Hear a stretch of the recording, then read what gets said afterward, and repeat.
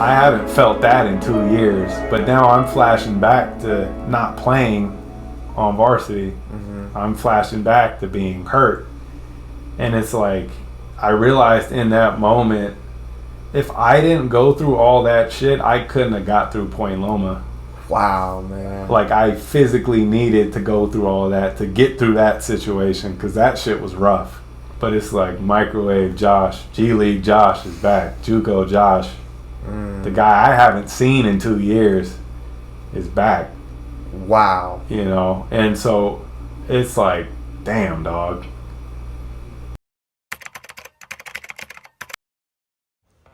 Joshua Caston. Champ. I'm back. So we did a podcast, but that was a dorm podcast at the beginning of the year. Great information and horrible setup. Are my angles good right now, by the way, you think? Let me check. For all the people that don't know, there's a lot of behind-the-scenes stuff that I just won't bore you with, but this isn't easy. So, G-League Josh, as he's commonly referred to as, In the flesh. what everyone on campus calls him by. Or Gleague, if you're a cheerleader. Or Gleague, I guess. This guy. So, I kind of want to get into this one. I literally didn't plan anything out. I'm thinking more of, I heard your story. I want to get into that a little bit, but also, like, you as a deep thinker. I want to get into those topics because there were a lot of nights where I'd be over in Josh's room and I'd just be getting some wisdom just. Yeah, man. So I want to start off, what kind of got you into thinking more consciously about life and all those things? I think you're looking at it right now at 24, but I think really it's just an accumulation of not getting what I wanted at a set point in time, if you think about that. So, like, if you look at, I would say, like, let's say an animal or something, like a predator animal, the best time for you to attack them is when they just ate. You know what I'm saying? So, for me, I felt like I never had anything that would satisfy, like, what I wanted. So it's like I felt like I just kept skipping out on meals, and then it's like, well, damn, I see this person's good where they're at, they stop pushing, I see something big, okay, that's why I didn't stop right here for this goal, but then I didn't get that goal, and it just kept building and building. And so now it's like it starts compounding in the same way a stock would in terms of like what I really want. And so it's like, yeah, I can't settle for certain things right now. And so I would say that realization made me start trying to think at a deeper level. What events was it specifically that kind of made you think like that? Oh, I didn't get what I wanted. In what area? And actually, I forgot to give a little intro. I was like I kind of want to do it more towards the end, honestly, just to mix it up, because when you do like intros and stuff like, oh, okay, he's a basketball player, right? But I see you as so much more than that. So I almost wanted to do it at the end. And all that stuff, but I'm going to just debrief it real quick. Josh played 2 years at 3 years at Citrus. Correct. Junior college. He's a hooper. 2 years at Point Loma, and then his last year and his grad year here at Concordia, and we were roommates, so that's kind of the basis. But just circling back, what goals did you not get to or get to that kept you hungry? Yeah, so I would say the first big one, I would say, was probably around middle school. And that's really, when the AAU scene starts to manifest for a lot of kids and parents. And so I never got to be on the teams I wanted to be on. And then, let's just keep that going into high school. I ended up going to Modern Day. And when I was there, like my freshman year, played freshman. My sophomore year, I split JV and varsity. And I had written out a list of goals, and that was like my first real introduction to like manifesting things, I would say. And so it was like, if you write this on paper, it adds a layer of, let's say, realness to it. And so I wrote this list and I put it on top of my, on top of the door, and I would hit it every morning as I was walking out to go to school. And the thing is, by the end of the year, I checked off everything except for I would be the one playing. So I just watched a bunch of people do the shit I want. Can I, is that? Yeah. Okay. Yeah. I watched people do a bunch of shit I wanted to do. And so then you transition to my next year. Is I went to Village Christian, smaller school, and we won, but I was on the bench. But I still helped out, though, and those are still my guys. But now the issue became, well, you didn't do it, right? You had these guys, you know, these D1 guys who got the job done. You were just on the team. So it's like, damn, my senior year, it's like, okay, the only way I can prove to myself that I was really a part of that is if we win and I get a scholarship, like them other dudes before me, because that was a common denominator. They won, they got D1 scholarships. We lose, I don't get a scholarship, right? So now I'm at a JUCO. Okay, so the winning thing's kind of out the book because, you know, it's a JUCO. It doesn't hold the same prestige. So we still going to follow the scholarship. So work out that whole summer. Everything's great. I'm getting mail in the letter every day. I did my, like, showcases and all that. Was doing great. Then I hurt my foot, and they had told me it was turf toe. So I had to sit out basically, let's say 3 months. So I missed, and this was the first official day of practice. So I went through all the conditioning, all that stuff, and when we finally get to it, I'm out. So I show up halfway through the season, struggle the whole time, and then there's like the one game where I'm really killing it. I just feel something in my foot. I'm like, oh, that's not right. I go see the doctor. He's like, you didn't have turf toe. You tore like a ligament in your foot based on the MRI. It's like, all right, well, damn. So you're going to have surgery. So you got to think, if I'm at a junior college, I'm on a time restriction. So, like, you know, the NCAA, you had a clock. It's changed now, but you have 5 years to do 4 seasons. So technically, I ended up being over the limit for my first year. So automatically, by me having this surgery, with the time frame that would take, that means I'm going to do another 2 years at a junior college, right? So it's not a situation where you could still recruit me. You know what I'm saying? Because I'm not going to be there next year. Right.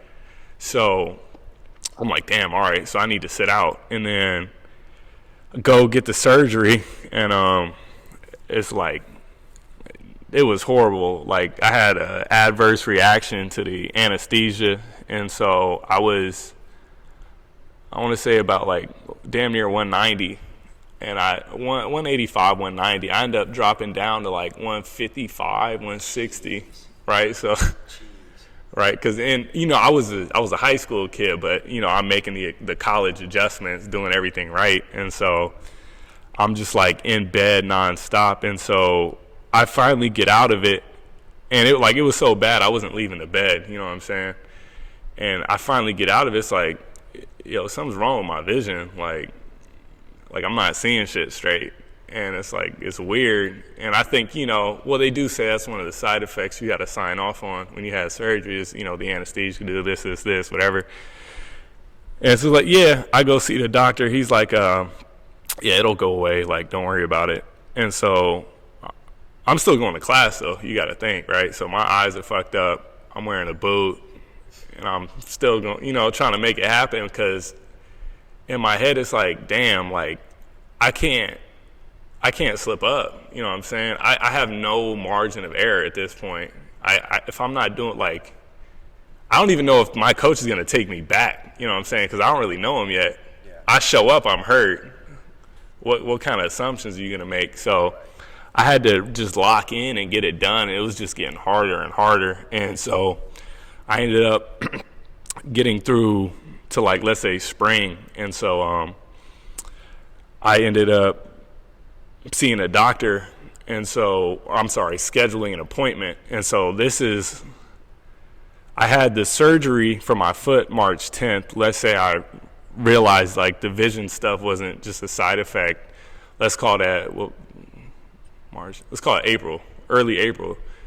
And it's like, okay, well, yeah, the only person you can see in Southern California that could handle it, because I had to see like ophthalmologist first, you won't be able to see him till September, right? So that's 5 months That's 5 months out. And so I'm like, well, damn, like, this thing's not getting fixed. You know what I'm saying? Like, there's a normal time frame for it to go away. And so about a month in, it's like, yeah, this might, like, if you don't have surgery, this isn't getting fixed. And so I didn't even want to tell the coach, you know what I'm saying? Right. Because I haven't even really kept him in the loop on my foot because I'm not trying to get cut. You get cut at a JUCO, it's wraps. You know what I'm saying? Like, you can't come back from that one. And so yeah, I just had to sit it out, man. And, like, at that point in time, there was really nobody around because you got to think all my friends are in college. They're all being productive. They're all doing stuff. And I had to drop out of school because I couldn't. It was too much. You know what I'm saying? Like, I can't. It was so difficult to function, like, driving with a boot on your right foot and you can't see straight. You know what I'm saying? Driving 30 miles, like, that's not good. You know what I'm saying? So I was just at the house and it was like, you know, I could tell it was weighing on my parents just because at that point in time, it's like, what is he going to do? You know what I'm saying? It's hard to support something that's not moving, something that's, you know, static. And at that point in time, or at least at that time, that's how I viewed myself. You know, I didn't know what was next. And so thankfully, though, what that forced me to do is I had to start spending time with myself, right? Because I can't, you're in class, you got a job, you're hooping, I can't really talk to you. So who's the only person that's left? Well, me. And so I started to get to know myself at, you know, a surface level. And then, so, you know, time passes. And too, like, I started getting, I would say, spiritual at that time, really for the first time, because at that point, I hadn't had anything happen to me where I felt like it was out of my control. And so then I started, you know, acknowledging the presence of God, things like that. And so time just kept going on. And so we get to around September, and I have to have the eye surgery. And it's the thing about it, though, not to get too graphic, is you have to be up for it. And so it's like awake. Yeah, because he has measurements. He can't mess it up, right? So you think if you change the angle a little bit, long distance, that changes a lot of stuff. So to this day, that's the most traumatic thing I've ever done. You know, I still think about it sometimes. And so, but the thing about, like, the reason I bring that up, though, is that no one could go through that with me. You know what I'm saying? And that was the first thing in life where it was like, there's some shit that you just got to do alone. You know what I'm saying? And so that really stuck. And so I came out of that actually super positive, because initially out of the surgery, because I had told, like, you know, the people that was my people, like, hey, like, you know, I'm going to be down bad for a minute. Just, like, check in with me. You know what I'm saying? And the thing about it, too, is you just had eye surgery. Just cut a bunch of muscles and shit. You can't see, right? So I had to put the phone down. I couldn't do nothing, right? So I'm just sitting in my head just optimistic. I'm like, okay, like, things is turning. Like, nobody really, there's some things I need to go through, but I still had this support system in my head. You know what I mean? So, and, like, for 2 weeks, literally couldn't see, just in the dark room. I come out that, I'm like, all right, I can finally look. Shit, I'm sure people been hitting me up, all my friends and shit, because I told everybody. You know what I'm saying? I look at my phone, I got like 3 messages. I'm like, well, fuck y'all. You know what I'm saying? It's like, damn, like, everybody that was saying they was going to check in on me and shit, like, no one did nothing. And so that was really hard. But I started to see, like, the support I got from those 2 or 3 people meant more than the shallow shit that happened before the surgery. You know what I'm saying? So it was like, all right, like, because now I'm thinking there's certain stuff I need to go through alone, and I actually really don't need that many people, like, to hold me down. And so this is September, and so I'm like, all right, maybe, and it takes a while to get, like, your, like, depth perception back. So let's throw it out to mid-October. I'm actually good again. And so, but my foot, for some reason, still kind of messed up, and I don't know why. So I go talked to the doctor. I'm like, yo, like the dude who performed the surgery, he's like, I don't know, man. Like, it should be fixed by now. You might want to see somebody else. It's like, that's a weird, you know what I'm saying? I feel like you should take pride in your work. So I go, that's mid-October. I got to wait till, I want to say December, just because it was so backed up. And so I go see this dude I want to say it was December 21st. And he looks at it. He's like, well, what surgery did you have? And mind you, I'm telling my coach I'm going to be back, right? I'm going to be back second semester of school. Because he's like, I'm not going to out-recruit you or nothing. Like, you're still our guy, even though you never had a chance to be that.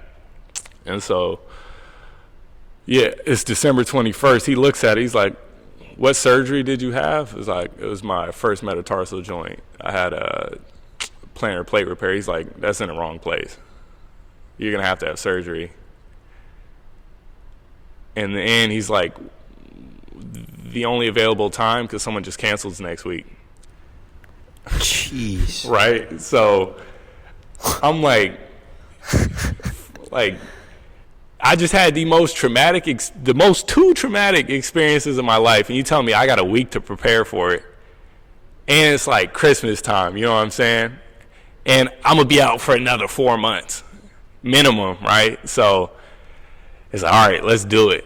And so at this point, I just turned into like, I started to enjoy like going through shit, you know what I'm saying? Because it was more so like, nothing's going to break me. Like, because I mean, really, who's even keeping up? You know what I'm saying? Like, everybody has their own life, and I'm going through fucking hell by myself. Let's see how tough Josh really is. And so I end up getting the surgery, everything straight. And so I'm out, let's call it 4 or 5 months. And so I'm back to like, you know, because you have physical therapy after that. So I'm back on the court for the first day in June with Casey. He's our coach, by the way, at Concordia. So you got to think, in my head, the last game I played basketball was, I want to say 2016. And this is what year? I think this is maybe 2018. It's 2018 at this point. So I've been sitting out for 2 years, right?